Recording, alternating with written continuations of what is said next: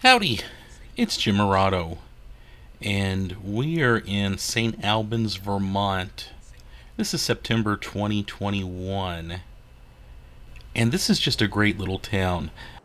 We actually stopped here on our first trip through Vermont in 2016, and my wife really, well, she kind of was going to veto us going here again, but we had the time, and yeah, we were going to be near the area anyway, and I didn't really have to twist her arm. She likes this town too.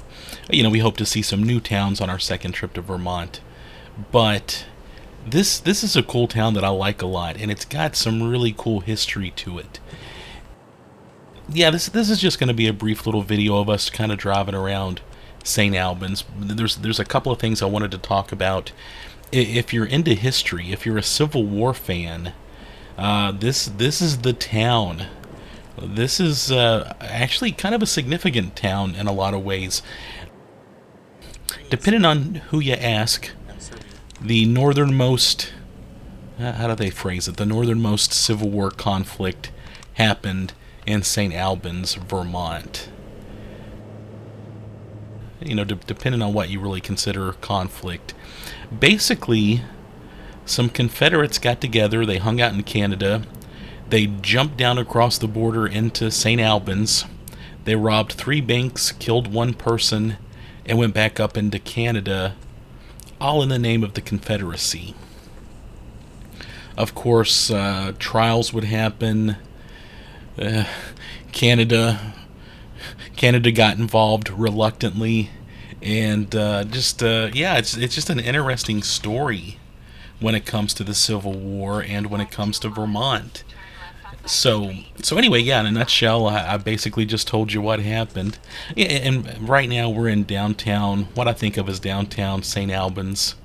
This is just kind of to me, a really pretty downtown area. You know what? We were actually here on September 11th, and they were having some celebrations and stuff going on, and we just kind of swung through town. A couple of places I like here a lot. There's a really cool coffee shop, and then there's also their very, very nice local museum. Yeah, that museum is the St. Albans Museum. We'll actually go by there here in a moment. The St. Albans Museum has an amazing display on the St. Albans raid. They actually have some of the money that was stolen. Someone acquired it later on, and then they ended up donating it to the museum. The building that the museum is in itself was around at the time of the raid. It was a schoolhouse, and so it's kind of, and it's up here on the left. It's kind of significant when it comes to the raid. Wonderful museum, though. I think it's maybe $5 to go through, and it's well worth it.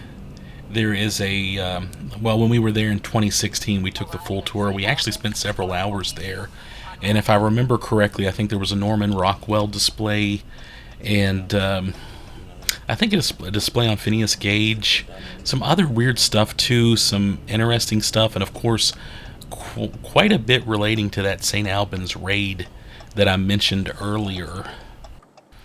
Oh, and again, I forgot to say they have not really a gift shop. They have a little corner with some trinkets and books and stuff you can purchase. They have, I love old postcards, especially old linen postcards.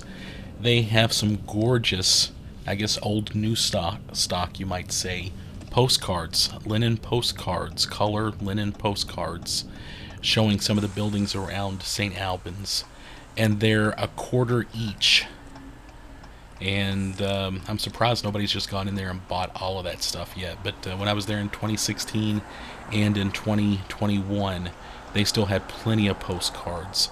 And I bought a bunch because I love old postcards. I love this town, and that's just a bargain.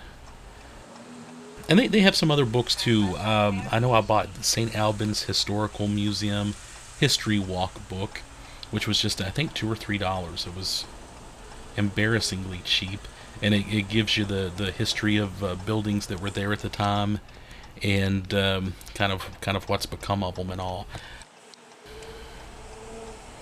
Yeah. So anyway, if you're a fan of the Civil War, And you're thinking, why should I go to Vermont? There's no Civil War history in Vermont.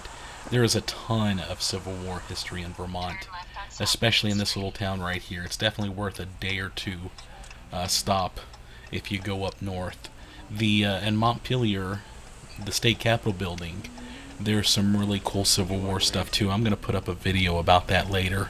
We stopped there on both of our trips through Vermont also. And interestingly enough, you had some Kentucky connections to the St. Albans raid, some pretty strong ones. Bennett Young was the Confederate leader of that raid out of Kentucky. He is currently, I believe, he is buried in the same cemetery in Louisville where Colonel Sanders is buried. Just a bit of trivia there. I need to go check that out. I've never gone there, and that's something I need to do. And also, it's escaping me right now. By the way, check that out. How pretty is that? I think that's great. And they were having a great little community event right there in the little commons area in town, which that area played a factor in the St. Albans raid. Again, 3 banks were robbed. I think at least a couple of them have been rebuilt since the raid, but there are still some historic buildings around town associated with that raid. Yeah, we're going down. I wanted to mention one more place too, just because I liked it so much. There's a little coffee shop up here called the Traveled Cup, and it's just so perfectly cozy. They've got great coffee. It's just pretty, and it's the kind of thing that just makes me want to move here because they've got a great coffee shop and a great downtown area, great community spirit. Obviously, good patriots live here. And the museum, the St. Albans Historical Museum, I want to mention them again because the couple of times we've been there, it's not been crowded, to say the least. Obviously, I believe the place is ran by volunteers, and it's a labor of love, and it's just a wonderful museum. And I wanted to mention them one more time. Also, when we went on the Grand Isle area of Vermont, I'm going to put up another video, probably a couple videos up about that, but we stumbled across a gift shop that had like a free Civil War museum in the back, and it was wonderful. There was a very sweet lady running the place, and we talked about Bennett Young in Kentucky and the St. Albans raid quite a bit, and that was just a lot of fun. Oh, that flag looks so cool. I also wanted to mention real quick while I'm thinking about it, I've picked up 2 books on the St. Albans raid, and I would recommend both of them. The St. Albans Raiders by Daniel S. Rush and E. Gale Pewitt, and then also the St. Albans Raid, Confederate Attack on Vermont. And this one's by Michelle Sherburne. And they're just both really good books. I wanted to mention those. Either one would be good to get.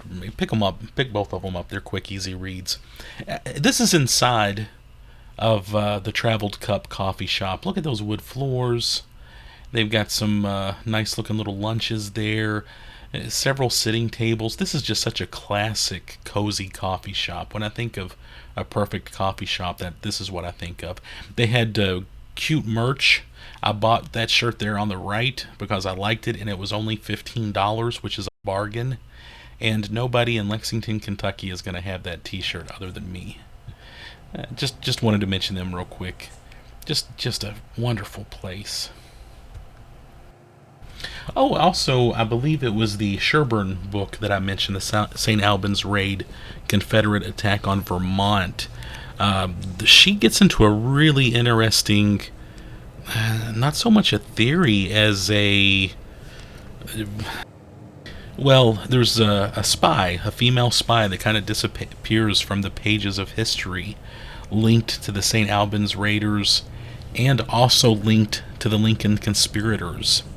And that gets into a whole nother bag of worms right there. You had Confederates up in Canada, and if you study the Civil War, you know this, but it's kind of an overlooked little pocket of history. And there's a little bit of a line being drawn between the St. Albans Raiders and again the Lincoln conspirators who plotted with Booth in the Well, and the whole Lincoln assassination thing. Just an interesting theory that I really wasn't up on myself. I wanted to mention that. Anyway, yeah, I just wanted to talk really quick about St. Albans, Vermont. What a wonderful little town. It's one of those towns I kind of want to look up property values and just move there. It's just a neat little town. If you're from there, if you know some history, especially Civil War related, drop me a line. I'd love to hear from you.